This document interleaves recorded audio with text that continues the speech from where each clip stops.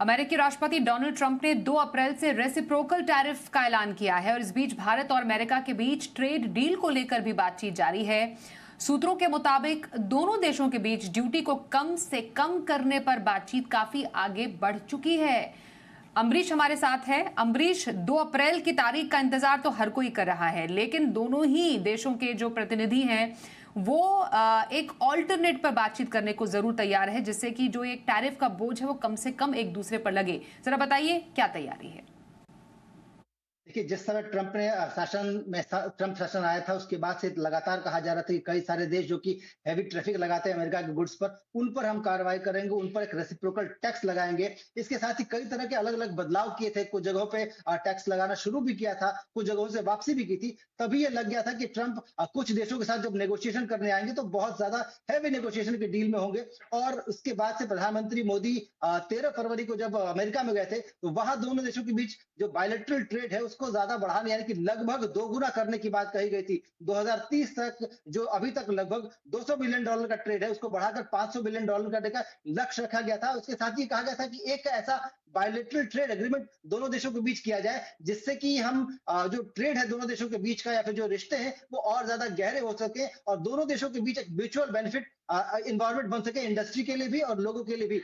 अब इसके आगे की बात अगर करें तो 2 अप्रैल की जो तारीख है वो तय की गई थी रेसिप्रोकल टैक्स के लिए। और उसके बाद हमने देखा कि किस तरह से तेजी आई। वाणिज्य मंत्री एक पूरे डेलीगेशन के साथ 2 हफ्ते पहले गए थे अमेरिका। वहां उन्होंने एक ऑफर दिया कि किस तरह से हम अपनी जो एग्रीमेंट है या फिर जो इंपोर्ट और एक्सपोर्ट के सामान है उस पर डील कम कर सकते हैं। उसके बाद अब पिछले 25 तारीख से 29 तारीख तक अमेरिका से एक डेलीगेशन आया है जो कि इस सारे कॉन्टूर्स जो है जो कि ट्रेड डील के होने वाले हैं उन सारे कॉन्टूर्स पर इस बात पे बातचीत कर रहा है कि किस चैप्टर में बातचीत होगी, कितने चैप्टर्स रखे जाएंगे, किनका एक्सपोर्ट हो रहा है, किसका इंपोर्ट हो रहा है, उस पर ड्यूटी का स्ट्रक्चर क्या होगा, किन चीजों पर ड्यूटी जीरो करने की जरूरत है।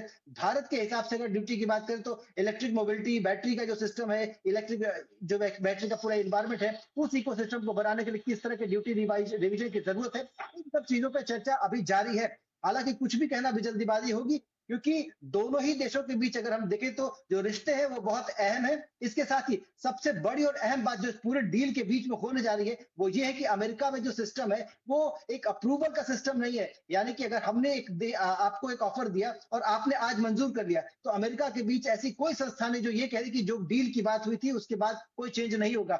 लिहाजा क्योंकि वहां के जो प्रेसिडेंट है वो अचानक उस डील में बदलाव भी कर सकते हैं, उसकी शर्तों में बदलाव कर सकते हैं।